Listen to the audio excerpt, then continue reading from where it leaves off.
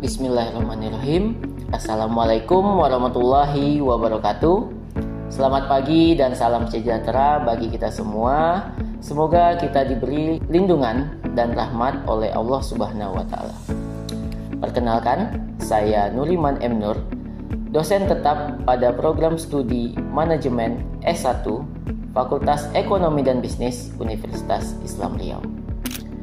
Saat ini saya sedang mengikuti proses sertifikasi dosen gelombang 1 tahun 2025 yang diselenggarakan oleh Kemendikti Saintek.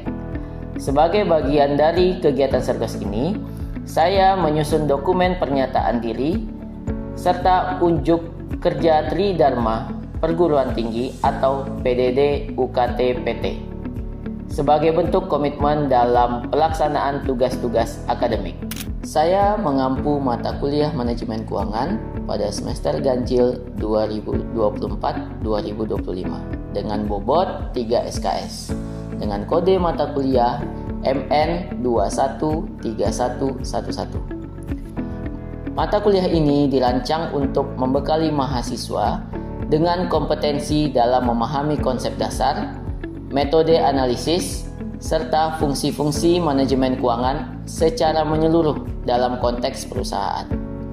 Melalui pembelajaran ini, mahasiswa diharapkan mampu mengaplikasikan konsep dasar manajemen keuangan melalui analisis kasus serta mengikuti perkembangan terbaru dalam isu-isu keuangan kontemporer. Sistem pembelajaran yang saya terapkan pada mata kuliah manajemen keuangan ini adalah menggunakan pendekatan blended learning, yaitu kombinasi antara pembelajaran luring atau tatap muka dan daring melalui platform e-learning Universitas Islam Riau, yaitu cerdas.uir.ac.id.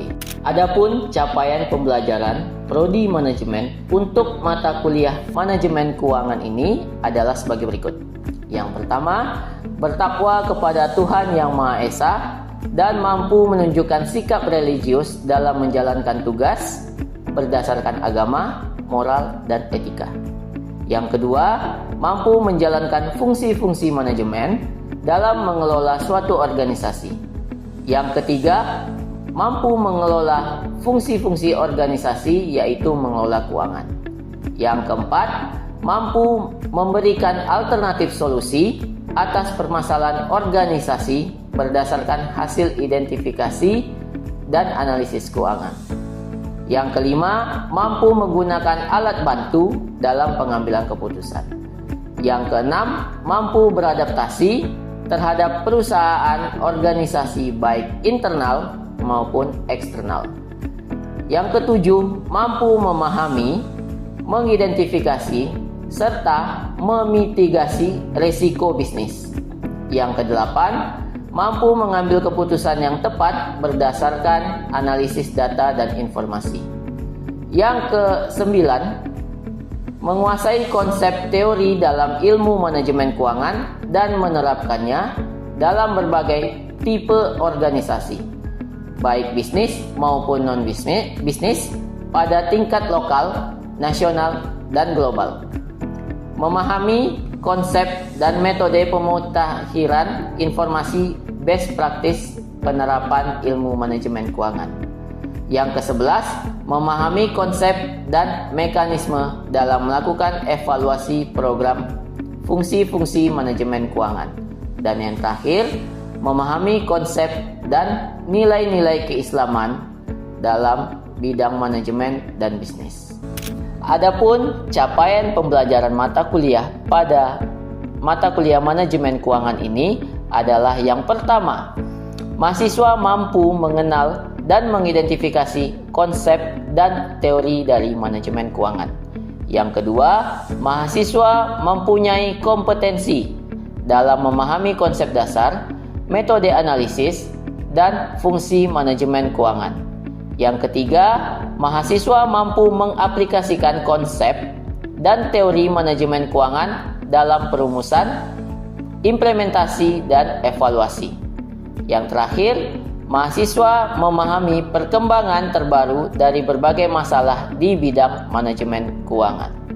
Adapun media pembelajaran yang saya gunakan dalam mata kuliah manajemen keuangan ini adalah meliputi modul atau RPS dari LMS Universitas Islam Riau, PowerPoint, studi kasus, artikel ilmiah, serta video pembelajaran yang dapat berbentuk micro teaching atau disampaikan melalui Zoom atau LMS. Oke, adapun materi pembelajaran dalam mata kuliah manajemen keuangan ini, yang pertama yaitu konsep dasar manajemen keuangan, yang kedua manajemen kas atau cash management, yang ketiga manajemen piutang, yang keempat manajemen persediaan, yang kelima analisis laporan keuangan, yang keenam nilai waktu dari uang atau time value of money, yang ketujuh penilaian saham dan obligasi, yang kedelapan biaya modal atau cost of capital, yang kesembilan analisis keputusan investasi, yang kesepuluh teori dan kebijakan struktur modal, yang kesebelas analisis leverage, yang ke-12 kebijakan dividen, yang ke-13 sewa guna usaha atau leasing, dan yang terakhir adalah merger dan akuisisi. Selanjutnya, adapun evaluasi penilaian pada mata kuliah manajemen keuangan ini, yang pertama yaitu presensi sebesar 10%, tugas mandiri dan terstruktur sebesar 20%, partisipasi dan keaktifan sebesar 20%, ujian tengah semester atau UTS sebesar 25%, ujian akhir semester atau UAS sebesar 25%, dengan total bobot 100%. Selanjutnya, mari kita saksikan bersama video pembelajaran yang dilaksanakan secara luring dengan tatap muka di kelas dengan mata kuliah manajemen keuangan dengan materi kebijakan dividen. Oke, sebelum kita mulai perkuliahan, ada baiknya kita berdoa menurut kepercayaan dan agama masing-masing. Berdoa, mulai. Selesai. Oke, assalamualaikum warahmatullahi wabarakatuh.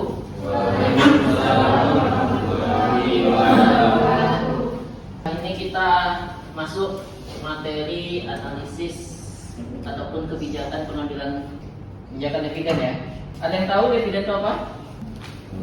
Dividen yaitu laba yang diberikan pada para pemegang saham. Hampir benar ya. Jadi awal-awal perkuliahan kan saya ada bahas masalah materi saham kan. Nah di sana kan kita ada juga membahas tentang ataupun menyinggung dividen. Oke. Jadi dividen itu adalah laba perusahaan yang dibagikan kepada para pemegang saham. Besarnya itu bergantung kepada rapat umum pemegang saham. Oke, ya kan? Sebelumnya saya sebutkan seperti itu kan. Nah, oke. Jadi hari ini tujuan pembelajarannya itu mahasiswa mampu memahami kebijakan dividen dan mengkategorikan jenis dividen dengan benar. Oke. Nah, sebelum kita masuk materi, saya ingin bagi kalian dalam beberapa kelompok. Bagi aja lah ya, ada 4 kelompok. Kelompok 1, 3 orang depan. Kelompok 2, 4 orang yang di belakang. Nah, ini bagi 2 aja nih, yang cowok-cowok. Oke? Untuk kasus, saya sudah bagikan tidur kan? Dulu. Jadi kalian nanti bahas berkelompok, diskusikan. Saya kasih waktu 15 menit. 5 menit untuk baca kasusnya dan 10 menit untuk diskusi. Nanti saya minta pendapat per kelompok. Oke? Kan ada beberapa pertanyaan, itu ada 3 kan? Nanti saya minta pendapat per kelompoknya. Dan kelompok yang lain, ketika kelompok misalnya kelompok 1 nanti saya tanya pendapatnya, kelompok yang lain boleh menanggapi kalau misalnya kurang setuju dengan pendapatnya. Oke? Oke, saya kasih waktu 15 menit mulai dari sekarang. Oke, waktunya udah habis ya. Ada yang bisa? Kelompok mana yang mau mengungkapkan pendapatnya dulu? Dah. Ya. Ya. Sebutkan nama. Pak saya Iga Sukitariga. Siapa? Iga Sukitariga. Iga Ayus ini dibagikan. Ayus. Ayu. Ayu. Iga Ayu ya. Oke. Ya. Coba. Apa pendapat tadi kelompok kalian? Menurut kelompok kami, berdasarkan kasus di atas, apakah jenis dividen yang dibagikan kepada investor? Jenis-jenis dividen itu ada 2, dividen tunai. Laba ini dibagikan kepada para pemegang saham dalam bentuk uang tunai. Yang kedua itu dividen saham, pembagian dividennya adalah saham itu untuk sendiri. Oke. Jadi untuk yang di kasus yang di atas, dividen apa yang dibagikan? Saham, Pak. Saham. Oke. Jadi buat kelompok lain ada yang mau menanggapi? Ada? Ada? Mas? Sama? Kelompok lain nih, kelompok 4? Sama. Oke. Sama semua ya. Lalu untuk pertanyaan nomor 2, ada yang menanggapi? Mas? Ya. Perkenalkan, nama saya Fendi Prananda dari kelompok 3. Saya akan menjawab pertanyaan nomor 2, yaitu apa dugaan Anda yang menyebabkan emiten BUMN tak bagi dividen?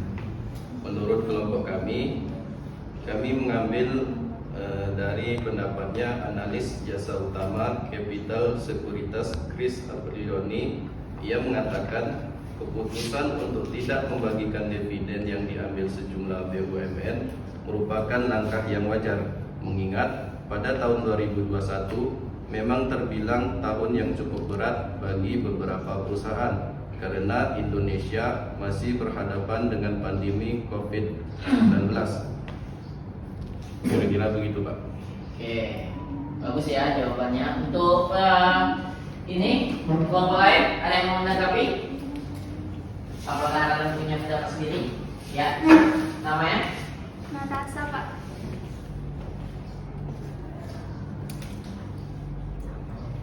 Oke. Apa tanggapannya? Menurut kelompok kami, karena adanya pandemi COVID-19 menjadi salah satu penyebab emiten BUMN belum memutuskan besaran dividen. Jadi para pemegang saham harus menunda rapat umum pemegang saham. Oke. Bagus ya. Kelompok lain ada? Kelompok 2, kelompok 4 ada? Antar-antar aja nih kelompok 2 sama kelompok 4. Dah? Jadi setuju atau ada yang masih berbeda pendapat? Setuju, Pak. Setuju ya? Setuju aja. Oke, untuk pertanyaan terakhir, ada yang bisa menanggapi? Kelompok 1 lagi. Kelompok 2, kelompok 4 nggak mau menanggapi? Enggak? Ya udah. Namanya? Wiska, Pak. Siapa? Wiska. Miska. Wiska. Oke, apa tanggapannya? Apa dugaan Anda mengapa Kiwon Sekuritas Indonesia menyarankan investor untuk menghindari saham sektor konstruksi terlebih dahulu? Analisis Kiwon Sekuritas Indonesia, Soekarno Alatas juga mengimbau investor untuk lebih cermat dalam berinvestasi di saham-saham BUMN. Ia menyarankan investor untuk menghindari saham karena mungkin bisa sambil menunggu kinerja selanjutnya, terutama yang memiliki utang besar seperti WSKT. Oke. Ada yang mau menanggapi? Jawabannya sudah bagus ya. Ada yang mau menanggapi? Oke. Untuk semua jawaban ataupun tanggapan kalian sudah bagus ya. Cuma kita cari ataupun kita bahas sedikit lah ya tentang analisis ataupun kebijakan dari dividen ini. Dividen, tadi saya sebutkan dividen itu adalah keuntungan perusahaan yang dibagikan kepada para pemegang saham, dan jumlahnya itu ditentukan oleh ataupun ditentukan berdasarkan rapat umum pemegang saham. Mau itu besarannya, mau itu jenis dividen yang mau dibagikan, itu ditentukan dari rapat umum pemegang saham. Bahkan seperti kasus tadi, ada beberapa perusahaan yang tidak membagikan dividen kan. Nah, keputusan itu juga ditentukan dari rapat umum pemegang saham. Oke? Jadi rapat umum pemegang saham ini atau RUPS itu adalah sebuah tindakan yang dilakukan oleh perusahaan tersebut, dan tindakan ini sangat penting ya, karena ini menyangkut kelangsungan hidup perusahaan tersebut. Contohnya ini, tadi kan di kasus ada perusahaan yang tidak membagikan dividen kan. Nah, kalian tahu alasannya apa? Alasannya tadi apa yang disebutkan dari kasus? Apa? Oke, karena COVID ya. Oke. Jadi faktornya itu banyak. Faktor perusahaan itu tidak membagikan dividen. Contohnya salah satu tadi seperti Mas bilang itu COVID. Nah, ada faktor lain juga. Contohnya misal bisnis ekonomi, ya kan? Atau mungkin faktor perusahaan itu sendiri, misalnya perusahaan yang manajemennya itu terkena masalah. Contohnya kayak perusahaan GIA. Tahu perusahaan apa? Ya, Garuda itu beberapa tahun terakhir kan manajemennya sangat bermasalah kan. Yang pilotnya yang menyodorkan inilah barang, yang manajemennya korupsi, ya kan? Oke, jadi itu bisa juga jadi penyebab dividen itu tidak dibagikan kepada para pemegang saham. Oke. Nah, kebijakan dividen. Kalau menurut Hajito dan Martono, itu keputusan apakah laba yang diperoleh perusahaan pada akhir tahun akan dibagikan kepada pemegang saham dalam bentuk dividen atau akan ditahan untuk menambah modal guna pembiayaan investasi di masa yang akan datang. Nah, gunanya dividen itu tidak dibagikan ada juga sebagai laba ditahan bahasanya. Laba ditahan itu adalah laba yang tidak dibagikan atau tidak bahasanya, yang digunakan kembali. Oke, digunakan kembali untuk apa? Yang pertama itu bisa jadi pengembangan perusahaan. Misalnya perusahaan itu akan membuka cabang ataupun membuka pabrik, misalnya kayak perusahaan Wuling, kalian tahu kan? Perusahaan itu asalnya dari mana? Dari Tiongkok, Cina kan? Nah, dia kan buka pabrik di Jawa kan? Nah, jadi ketika dia membuka pabrik itu kan butuh dana lebih kan? Nah, bisa juga dalam laba ditahan itu untuk membuka pabrik, untuk menambah invasi namanya. Oke?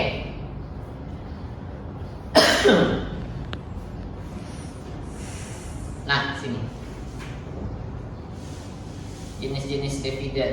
Jenis-jenis dividen itu pada umumnya dibagi 3 ya. Yang pertama itu dividen saham, seperti yang disebutkan dari kelompok 1 tadi. Kalau kelompok 1 tadi mengemukakan ada 2 ya, jenis dividen yang kalian dapat. Jadi pada umumnya dividen itu ada 3. Yang pertama itu dividen saham, dividen tunai, dan dividen bonus. Oke, yang pertama itu dividen saham.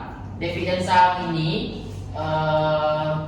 dividen yang dibagikan dalam bentuk perlembar saham kepada para pemegang saham. Contohnya, misalnya kayak pada bulan November atau Desember kemarin, kalian tahu perusahaan auto Astra Autopart, tahu?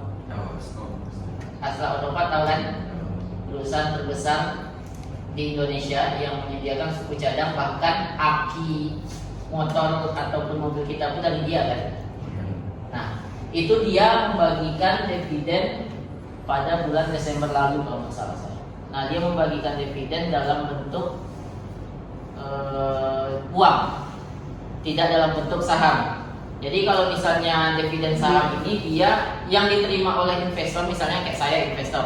Nah, saya bukan menerima duit ke rekening saya. Jadi itu menerima saham. Jadi jumlah saham saya yang awalnya itu misalnya 100 lot, misalnya pembagiannya dalam bentuk 5 lot saham per orang misalnya gitu kan. Jadi nanti jumlah lot saya yang bertambah di portofolio saham itu. Jadi yang awalnya 100 karena dapat dividen dalam bentuk saham jadi 105. Oke? Paham kan? Oke. Lalu ada dividen tunai. Nah, dividen tunai ini umum ya. Umumnya dividen tunai. Karena kan misalnya kita mendapatkan duit ataupun uang yang masuk ke rekening dana nasabah kita, RDN, itu kan dalam bentuk uang. Uang itu berarti dalam artian dividen tunai. Nah, yang ketiga itu dividen bonus. Nah, dividen bonus ini dividen yang diterima karena reward. Nah, biasanya ini didapat para pemegang saham yang bekerja juga di perusahaan tersebut, stakeholdernya. Misalnya kita ambil contoh tadi perusahaan Astra Otopart Auto. Ketika kalian kerja di perusahaan auto tersebut, terus kalian membeli sahamnya juga. Nah, itu kalau misalnya kinerja kalian bagus, itu biasanya dikasih reward dalam bentuk pembagian dividen juga. Oke, ya, biasanya itu yang mendapat para manajer ya, para manajer. Karena biasanya kan yang dikoreksi tiap bulan atau tiap tahun itu kan para manajernya. Jadi kalau kinerjanya bagus, itu kemungkinan dividen yang akan dibagikan perusahaan itu dia dapat juga. Oke, paham? Jadi biasanya kalau kalian bekerja di perusahaan tersebut 2 kali kalian dapat dividen. Kalau kinerja pertama dari dividen umum, dividen para pemegang saham umumnya, yang kedua itu dividen dalam bentuk bonus tadi. Nah, paham? Oke, lanjut ya. Nah, ini dia faktor pertimbangan kebijakan dividen. Itu ada dana, ada likuiditas, tingkat pertumbuhan perusahaan. Jadi saham itu ataupun dividen itu tidak semuanya dibagikan ya. Ada juga yang ditahan atau tidak di share. Alasannya karena yang pertama mungkin dana, karena ada juga likuiditas dan tingkat pertumbuhan perusahaan. Dana ini maksudnya ketika perusahaan mengalami rugi. Contohnya kayak perusahaan, kalian tahu perusahaan Bumi Research, punyanya Rizal Bakri. Pada tahun 2000 berapa ya? Yang kalian tahu tragedi Lapindo. Nah, itu awalnya asal kalian tahu perusahaan Bumi itu favorit bagi investor. Karena dia kinerja perusahaannya bagus. Tapi karena ada tragedi Lapindo, otomatis perusahaan mengalami kerugian di laporan keuangannya dan juga mempengaruhi sahamnya. Nah, karena sahamnya turun drastis, otomatis kan udah dia terkena masalah, sahamnya juga minus, otomatis laporan keuangannya juga minus ya, mengalami kerugian. Nah, itu dia salah satu penyebab dividen tidak dibagikan. Kayak mana? Apa yang mau dibagikan? Uang perusahaannya dia rugi kan? Oke. Nah, yang pertama itu likuiditas. Nah, likuiditas ini bisa jadi ketika perusahaan ingin membuat ataupun menyimpan kas perusahaan. Misalnya contohnya kayak kasus pandemi kemarin. Itu kan banyak perusahaan yang tidak membagikan dividen. Kenapa? Karena mereka butuh dana segar di kas mereka. Misalnya entah terjadi kendala apa, mereka bisa langsung mencairkan. kalau misalnya dananya tidak ada, mereka kan butuh mencari tambahan duit lagi kan. Oke, kayak misalnya contohnya kalian misalnya duit yang kalian punya itu cuma pas-pas untuk kehidupan kalian 1 bulan, kalian nggak akan mau minjemin ke orang kan? Iya kan? Pasti kalian tahan untuk diri kalian sendiri kan? Kayak mana mau minjamin ataupun ngasih ke orang, ya kan? Duitnya aja pas-pas untuk kehidupan saya gitu kan. Oke? Nah, yang terakhir itu ada tingkat pertumbuhan perusahaan. Nah, ini yang saya sebutkan tadi, perusahaan, contohnya perusahaan asal Tiongkok, Wuling. Ketika dia ingin membesarkan perusahaannya, otomatis dia butuh dana untuk membuka sebuah pabrik misalnya kayak gitu. Otomatis labanya tidak dibagikan, jatuhnya laba ditahan. Oke?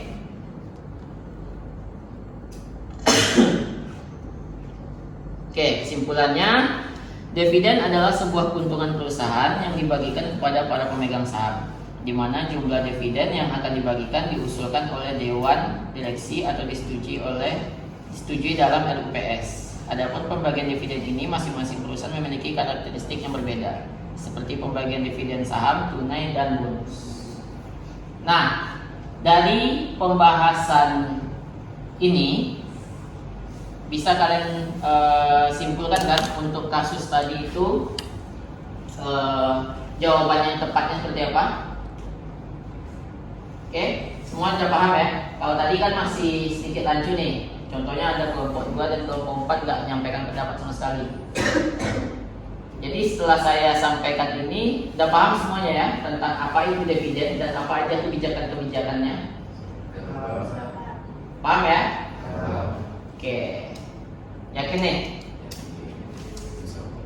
Insya Allah. Oke, kalau misalnya yakin, berarti untuk perkuliahan kali ini tentang analisis kebijakan dividen kalian sudah mengerti dan paham ya. Jadi untuk minggu depan, karena ini perkuliahan terakhir di minggu ini, minggu depan kita tidak masuk lagi. Oke? Nah, untuk UAS itu kisi-kisinya atau soalnya itu adalah materi yang kita pelajari dari setelah MIT. Oke? Paham? Oke, sebelum saya tutup, ada yang mau tanya tentang analisis kebijakan dividen? Ada? Ada nggak? Nggak? Pas Pak gitu. Pas. Oke, kalau pas, saya tutup perkuliahannya. Terima kasih atas waktunya. Saya ucapkan Assalamualaikum warahmatullahi wabarakatuh. Waalaikumsalam warahmatullahi wabarakatuh. Baiklah, demikian deskripsi singkat serta cuplikan proses pembelajaran mata kuliah manajemen keuangan yang saya ampu. Semoga dapat memberikan gambaran terkait kinerja pengajaran yang saya lakukan pada mata kuliah manajemen keuangan pada program studi manajemen S1 Fakultas Ekonomi dan Bisnis Universitas Islam Riau. Saya mengucapkan terima kasih kepada seluruh pihak yang terlibat, yakni Kemendikti Saintek melalui Direktorat Jenderal Pendidikan Tinggi LLDikti 17 Wilayah Riau dan Kepulauan Riau, serta seluruh tim sertifikasi dosen gelombang 1 tahun 2025. Tidak lupa juga saya ucapkan terima kasih kepada Universitas Islam Riau, seluruh jajaran pimpinan, rekan sejawat dosen, dan rekan-rekan mahasiswa. Demikian yang dapat saya sampaikan. Mohon maaf apabila ada kekurangan dan kesalahan, baik disengaja maupun tidak disengaja. Sekian, terima kasih. Wassalamualaikum warahmatullahi wabarakatuh.